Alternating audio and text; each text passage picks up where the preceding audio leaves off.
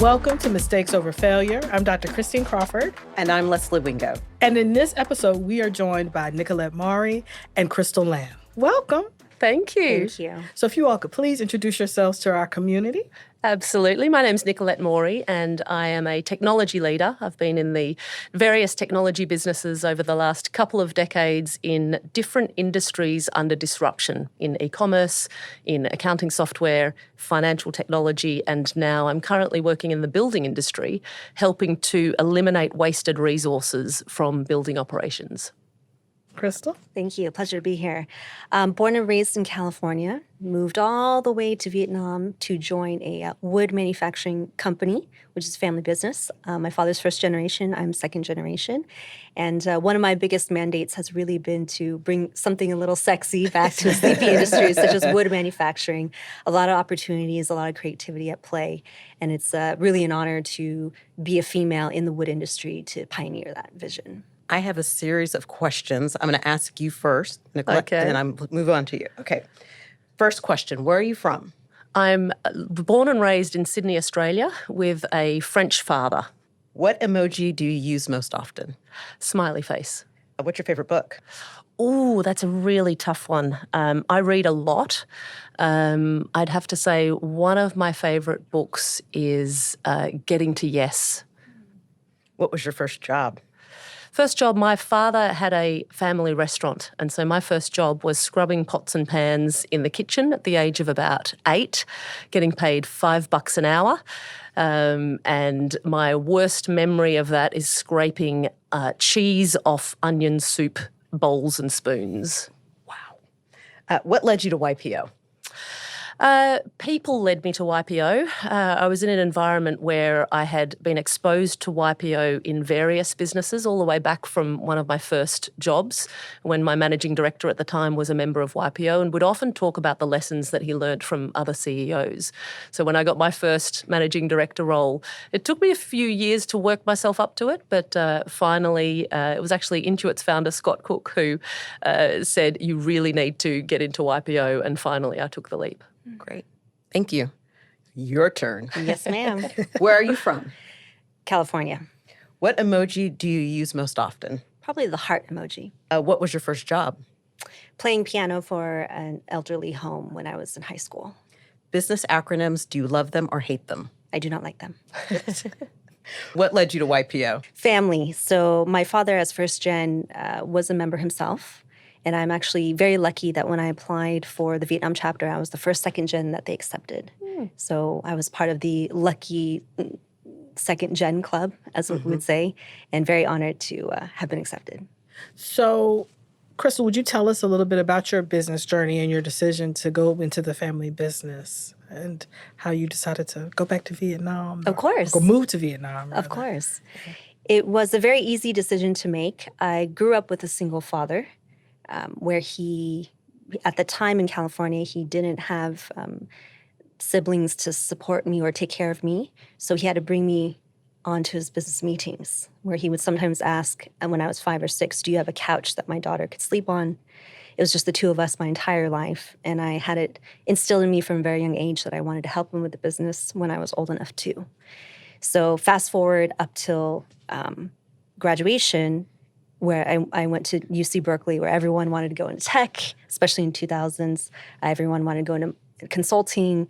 I decided in 2008, when the whole world was falling apart, who would I want to sweat for? And I would want to sweat for the family. So it was a very easy decision to move to Vietnam to help my dad in one of the most difficult chapters of the business. You've had a storied, it sounds like, career and moved into different spaces. Yes. How do you decide when it's time to leave? That's a great question, and looking back, it always makes sense. It doesn't always make sense at the time. But I trained as an engineer, and my passion was making things better and solving real-world problems. And so what I find is that I feel the need to uncover where there's an unmet customer need or an inefficient industry and work my way through transforming that business and that industry and creating a product that meets that need. And once I feel like I've done that to a sufficient extent, then I'm comfortable moving on. And sometimes it can take 5 years, 8 years, a decade, but I really feel that urge to achieve something and create an impact. In my experience, I have typically been the only female in lots of different rooms. Not necessarily my industry, but definitely in a lot of different rooms. How does that show up for you? And listening to you, I think it sounds like it's a male-dominated industry, but how does showing up as a female leader impact the world around you as you continue to grow your businesses and your career? I'll jump in, sure. So having trained as an engineer, I was a chemical engineer, so that was about 50-50. Female, male. But then when I started to go into the technology world, I realised that this really is a very male-dominated environment. And even when there are a lot of women, the male voices are the ones that typically are heard more. And so how it showed up for me, it took me many years to find my voice and to feel confident using my authentic voice rather than trying to be more masculine or join with the boys. And what I love about that is it's given me a really good sense of what can I bring to the table that complements everyone else around the room. And I think now at my stage of my career, it's less about gender and more about just completely diverse viewpoints. And it's given me a really good understanding of the value of being curious, having an open mind, and not assuming that I know what other people are thinking. I can say hands down, it's a lot of fun. A lot of fun. Just to walk in and be like, you're mine. This is my space. Because there are 3 things that were up against me when I first moved to Vietnam. Number 1, I was an overseas Vietnamese. I'm American, so what could I know? And I didn't know anything about manufacturing. I didn't study manufacturing. I'm not an engineer. So they thought that they could just kind of run circles around me. Secondly, I was the boss's daughter. So again, she just got lucky to be here. There's stigmas against that. And the third was she's a female. Again, what does she know? So there's triple whammies against me at that time. But for me, I had no problem to roll my sleeves up and go down to the floor to find out how things were done. Very curious. Had to make sure that whatever answers I was being provided was validated with what I saw with my own eyes. So what I learned is that you just see what you believe what you see. You don't just take everything as you're being given. So fast forward 17 years later, or even 10 years later, the wonderful thing that I received was the encouragement of my father. He said, even you just go be you, sweetheart. Even if you're wrong, you're right. If you did your research, I raised you well enough to know when you make a point or when you concede, you just be you. And so it's a lot of fun to know, to talk wood, to talk technical, because when I walk in, they go, oh, do you do marketing? Do you do the sales? I'm like, F you, I run production. They go, oh my gosh, okay. So then they try to renege what they say, or they pull back on the assumptions they are about to make. So it's a lot of fun to surprise people, and it's also a lot of fun to make friends along the way. So you spoke about moving to Vietnam and growing up in America. How did you learn about the cultural differences and what you needed to do, or how you maybe needed to adjust your expectations based on cultural differences? Good question. So from a family perspective, the move was easy. But from a corporate perspective, it was completely different. And one way to understand how certain societies work is to check in their education system. The way that in the West, we're very much into ask questions, the Socratic method, right? Always ask questions to unveil what the answer may be, or multiple answers may be. But in Asia, it's a lot of top-down, which unfortunately means that a lot of people, they wait for instruction. So it took a lot of time for me to cultivate a culture where people could bring up concerns early, and also for them to come forward with mistakes early, because that also isn't a culture that was highly cultivated before.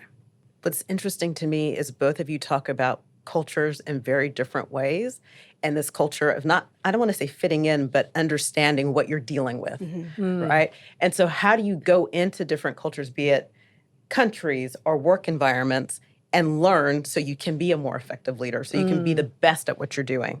I feel like I ask myself that question all the time. And I think probably the starkest example for me, or the biggest jump that I made, was when I moved to Spain to work in a bank. So it was a double whammy. It was a Spanish culture, and it was a large, relatively conservative banking culture. And I'd come from a technology background. And so I remember going into my first role in the core bank, which was a transformation role. I said, this will be great. Rapid experimentation, move fast, know the customer. And I just kept coming against all of these blockers and barriers. And so that was the first piece, was the organizational culture was very different. And I had to fall over many times before I processed what exactly is going on and how do I improve that. And the other big learning for me was the national culture. I'd read the Culture Map book, so I thought, I know it all. I know what's going on here. I know the differences between Australia and Spain, so I've nailed this. And I just kept stumbling, and just had to recognise that I have to be a lot more reflective about what's going on and ask for feedback when I'm not getting the result that I expect. Because I was going to ask you, is there, the only example I can give, is there a Yoda or somebody that shows up in your career that helps guide you through the cultural differences and changes? Well, often it's the people that you don't expect. So what I found when I was, my manager in Spain was a very traditional Spanish manager, and yet he had worked in another country, and so he was very happy to give me direct feedback and say, Nicolette, you are not leading as a Spanish leader would lead, and therefore you either need to adapt or you need to figure out how you lead Spanish people. And then there are other people that for me are always hugely valuable mentors and resources, are people who have been through a similar journey and who've stumbled in the same way and can help alert me as to when the potential stumbling blocks might come in my way. So speaking of Yoda, so I was a family business person as well. I worked with my mother. How did you all find your rhythm as to who does what? I'm also How family much business, time and this do is a we great have? question. How much time do we have? You know, it's funny. Was your mother first gen or second gen? First. Oh, first gen. This business, yeah. Yeah. So it's remarkable to work with a first gen because anything is possible. And I remember my very first day, I said, Dad, what is my job description? Can you just please, he's like, what are you talking about? You just go in there and you figure out what needs to be done, you do it. I said, oh my gosh, what is this? So how did we find it? It's really, I did my research. I said, maybe I should focus here first. He said, yeah, go, boom. I'm like, all right. Then after a few months, it was a rotational, I ended up coming up with my own rotational development program. So I moved from department up until I kind of found out where I really wanted to stay. And again, he was just, yeah, you go for it, you do it. And sometimes he'd be like, I didn't ask you to do that. But you know, he's like, okay, just go with it anyway. So it took time to find that cadence, but it was a lot of fun. I'm also family business, and I remember being at my parents' house doing my hair, and my dad asked me some business questions. I'm like, dude, this is not the time. Can we do this later? Yeah. But it's an interesting way of business on, business off. Yes. And then also, how do you solve conflict and not bring that to the holiday dinner party, right? Yeah. So how did that work in your family, and showing up in the world at work as one personality, and then probably, you're still as kid. True. Yeah. I always will be. Yeah. I can only think out of the 17 years, maybe only 2 really striking conflicts that we had. And it was only because we were just miscommunicating. We wanted the same thing, but it was just tonality, delivery, that was all it was. So the moment we didn't really solve anything, but the moment we stepped out of the room and got into the car to go home, he was like, all right, sweetheart, what are we having for dinner? I'm like, let's go eat this, Daddy. He's like, yeah, let's do this. So it's really, it's wonderful how nice we can, because we did have a family coach work with us in terms of the generational succession.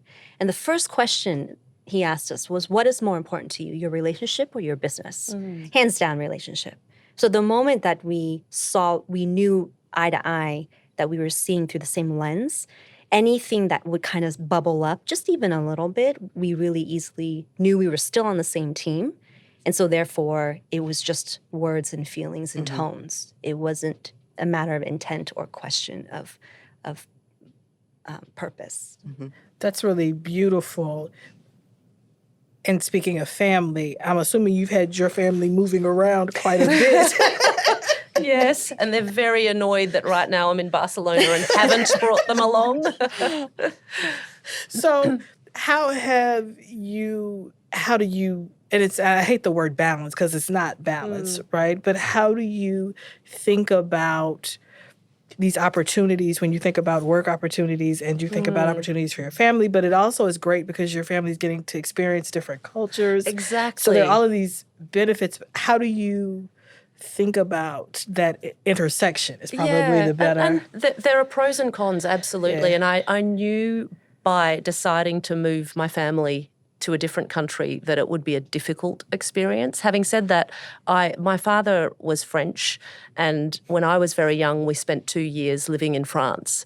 And I still have memories, and it's formed how I view the world in a different way. When we moved over there, I knew no French.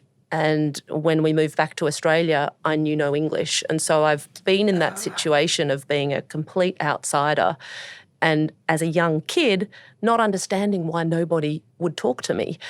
And so while I didn't want that experience for my kids, it's still, it was such an amazing opportunity to open their minds that the world is a really big place.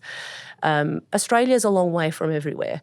So by living in Europe, and they went to a school where they were learning Spanish history, Spanish geography, and just I can see that their worldview is so much more diverse than if we'd stayed in Australia.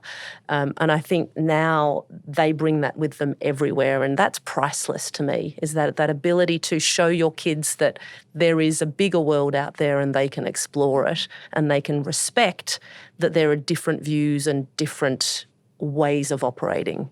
I like the idea of thinking of my kids are bilingual and bicultural. And so this beautiful experience of being able to be bicultural, to see things differently is quite remarkable. Yes, it was an unexpected joy of seeing that sense of the Spanishness of these kids and just going, I love that they can fit in. And it's just beautiful. And adapt in the most amazing situations, I would imagine. So y'all both talked about this, and I think it's also interesting when you show up speaking in an authentic voice. My first question is, how did you find your authentic voice? And the second part of that question is, how do you know when to dial it up and when to dial it down? I'm going to pass that to you first. Thank you. How did I find my authentic voice? Well, first I did come forward and was very honest to say that I don't know everything. So in everything that I did, there was an element of humility. So whenever I did, that in itself is my authenticity. And when I had to be affirmative with something, it was always laced with that. So when I found it would the point would get across, there would be consensus, and there'd be progress. I'm like, I'm onto something. I didn't have to come in very hard, very firm. I knew that I came from a very privileged position. I first and foremost treated everyone respectfully, came from a humble beginning in terms of the learning curve. And whenever I had to make a statement, I had my data to back it up. So that was, in a sense, how my voice came to be. Then when it came to dialing it up and dialing it down, it depended on the audience and on the purpose, objective. There's one regret I had that I didn't dial up because I didn't know I could, was when we had a visit with a potential supplier who, we were working, I knew the owner, but the owner passed me to someone who passed me to someone, and they thought I was just an assistant. And they came in, they're being very, very nasty to me. And I wanted to maintain decorum in front of my staff. So I just kind of took it and I left. And I just called my friend. I said, your guy's being a little rude. Like, could you just please ask him to fix his tone a bit? Then all of a sudden, complete 180. He was much nicer to me. I came back to my dad and reflected to my dad. I said, why did this happen? What could I have done differently? He said, "You're in Vietnam, baby. Next time, you just say, I'm a customer. I spoke to your boss, who's my friend, and I'm bringing you business. And if you don't want to deal with this, then F you, and I'm taking my business elsewhere." And I said, "Really? I can do that?" He said, "Yeah, don't worry." I said, "Okay." So I went to dial up. When I got carte blanche then, I said, "All right, now now I'm going to have some fun." But it took practice because I did want to maintain an element of professionalism. But sometimes, depending on who you're talking to, they won't register it. So it's all about would the person across from you register it or not. I love that, and I love that story. And I feel like for me, finding my authentic voice is an ongoing journey, and I'm not sure that it will ever end because I'm constantly discovering new parts of me, and I'm adapting and changing as I go. But I think what really has helped me in that journey is seeing examples of really different leaders. When I first started, my first professional job after university was in a management consulting firm. So I had this view of what leadership was and this model. And so I tried to mould myself in that direction, and it just didn't quite sit well with me. And then as I progressively went into different roles and saw different leaders, I started to see people who were a little awkward or a little harsh or very empathetic or completely crazy. And I realised that these people were all leaders. And then I had a couple of Yodas in my life who were explicitly talking about how important it is to become your own style of leader rather than trying to be somebody that you're not. And so I think that really helped me, is both seeing multiple different examples and then figuring out what works for me. And I'm not sure that I dial it up or down. I think it's more that I adapt to different situations. I know that there are some environments or some clients or employees who will respond better to a more open-hearted, vulnerable style of leadership, and others who aren't quite ready for that yet. And so for me, it's more around trying to assess where are the people around me and how do I meet them where they are and then try to bring them to a more authentic place. So you talked about the transition and the change that you, in the way that you had to adapt as a leader in a Spanish business. Since leaving banking, how did that change your leadership going forward? Did you take pieces of it with you? Did you leave it behind because you were glad to not have to do it anymore? I think that there were a few things that I took from that have helped me. One was this sense of that the Spanish culture is very direct and very open with feedback. And so one thing I took on board was the ability both to receive and give more direct feedback or instruction. But I think it was probably more than that. It was that meta idea of acknowledging that I can't always know how somebody is going to react, and I can't assume based on their culture or their background or what I know about them that they will react in a certain way to how I come across. And so it's this sense of I'm always doing these micro adjustments to try to learn, okay, for this particular interaction, what is going to be most effective. So I think it was more that mindset that has helped me adapt. Do you find that the directness, as an American, can be interpreted as rude? Or does it, I would imagine every culture is different. So how do you know how to navigate some of that? I think there's an empathy lens to that yes, it's hard to get and explain.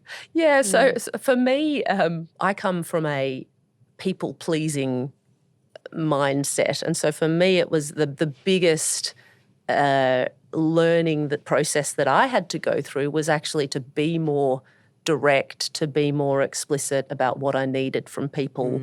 And I remember getting feedback from one of my team members once when I said, this is my development goal is to be more direct about what I need and what I expect from people. And he said to me, look, I said, I'm worried about going too far. And he said, look, your version of going too far will not be far enough. And so don't worry. Don't feel like you're going to step over the line. And if you do, I'll let you know. So it was a really good, I think that the lesson from that was having people around me who can be my net to catch me, even if they know I won't fall, but so that I know that if I worry that I'm going to suddenly offend someone and say something terribly rude, that someone will let me know. What is the internal discomfort with that?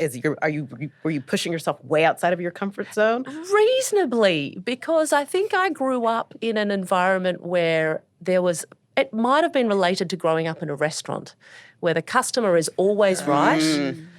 Deep respect for other people. You would never give feedback to a customer.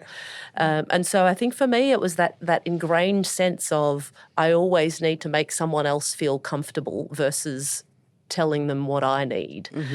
So that service mentality. And so I need to unwind some of that and be much more willing to push myself out there. So, Crystal, what things do you think that if you were operating a business solely in America now, you'd have to adjust, or what things? Be less direct. Also would be less direct. Be a little less direct. Yeah. Okay. Yeah. Yeah, a little less direct. Actually, this is something I started doing because I have a majority of female in my office, at the office level. So I think we're about maybe 80% female. And the ones that I really have nurtured, when they get married, I do sit them down, and this is definitely only something I can do in Asia. I ask them, have you talked about your finances together yet? And I actually give them an Excel sheet. And I said, there are different ways you can do it. You can merge everything. You can agree to have 3 buckets. A percentage of each goes in a joint, and then you keep a percentage. There are ways, and just to let you know, financial freedom is something that's very important for a woman. I'm happy that you're married, but anything can happen. So I just want it as if they're my little sisters. In Vietnam or in Asia, the pronoun you is not you. It's always little sister, big brother. So I say I talk to you like I'm talking to my little sister. So take it or don't take it, but you have no choice but to sit through this for now because it's good for you. Now, I would not be able to do that if I were in the States. I could offer it, be like, would you like to? And let them come to me. But in Asia, I'd be like, sit down, we got to talk. I would do that. Well, I think it's a brilliant gift because we talk about marriage, the lovey stuff, but people rarely talk about the financial impact of what could happen Very important. on the end of a marriage. And it helps or a woman. Relationship. It helps a woman understand her financial freedom. Where it's not just when she's part of the team, but also she knows what she's doing outside of the team for herself. And it's definitely by no means, from my perspective, a position of selfishness. It's just a different way of affirming what you deserve, what you bring. Well, but I think it's also, if they haven't, forces there to be a business conversation around work and how we see work and what work brings to me, and in a way that I think is an extra gift. Very fulfilling. Right? Very fulfilling. Yes. So my question for both of you is, and we will start with you, what has been your favorite mistake that you've made?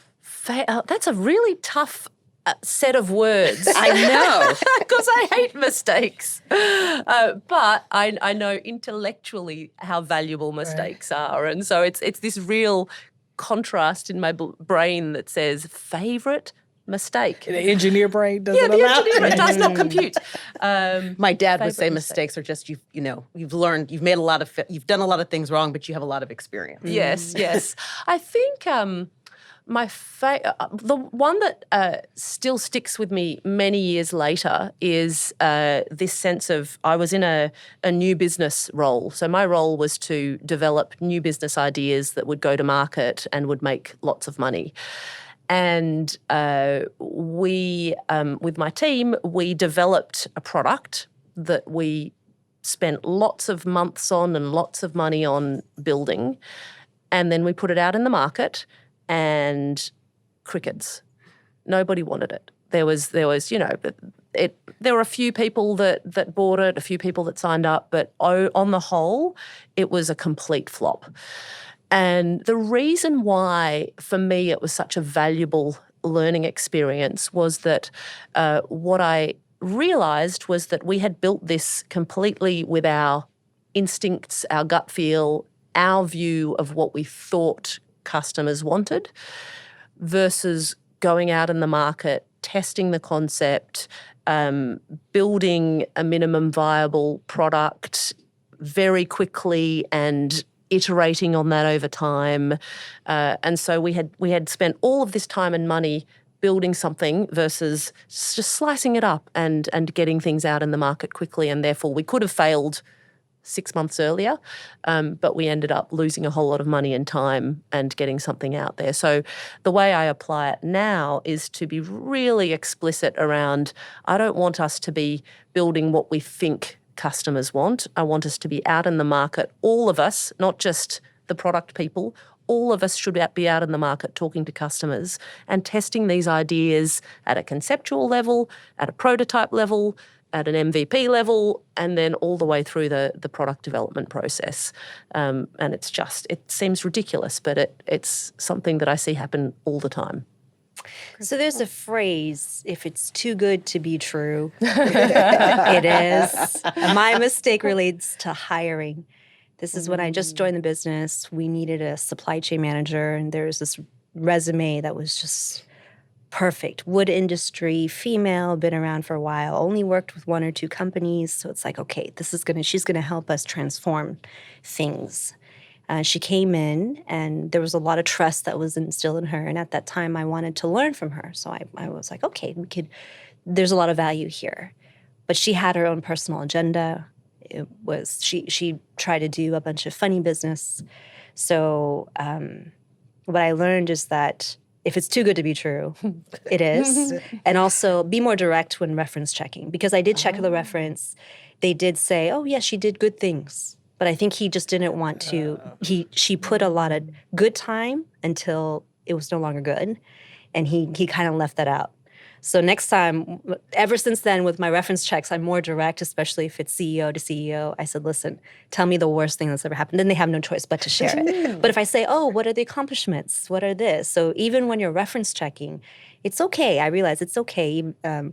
It may cross the line a little bit, but if they're willing to help, they will. And if they're not, then they don't. But it doesn't hurt for me to ask. So it's hiring someone that you think is perfect, but not always the case.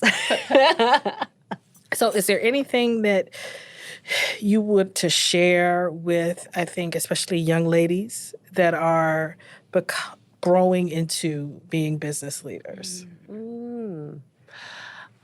Yes.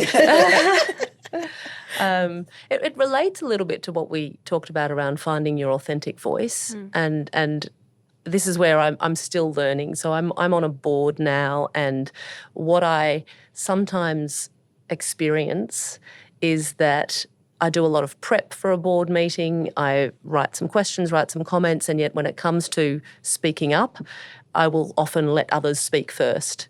And it's an endless frustration to me when a man across the table articulates something that I had written down and prepared, and I went, oh, now he's said that, and it's coming from his voice. And so I think for me, the thing to share is to firstly trust your instincts of if there are areas that you know well and that you are accomplished in, then own those spaces and be willing to speak up.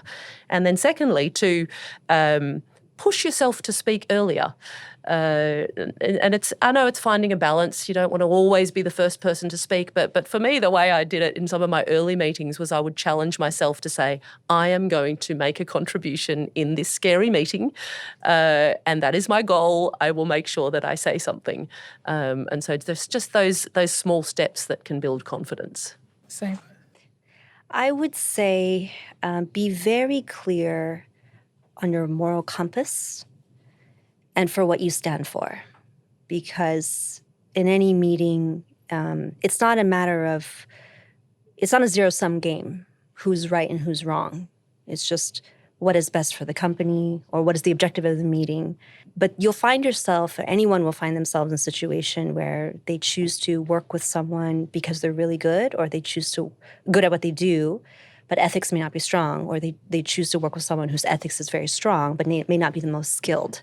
So for me, I would say, firstly, know what you stand for and surround yourself with people that inspire you. And it may not be in the grandest of ways. In the past, people would say, follow your passion. It's not just passion. It's just whose inner voice speaks to you that you feel, okay, you're a good soul. I want to keep you in my orbit. And just good souls. I mean, you two came together because you were good souls, right? You just kind of cosmically came together during COVID. And we found each other on the way up through this labyrinth of a hotel, So it's just, if you know who you are and you know what you stand for, when you find those people who share they're on the same wavelength, then just stay close with them, because only great things will happen from there.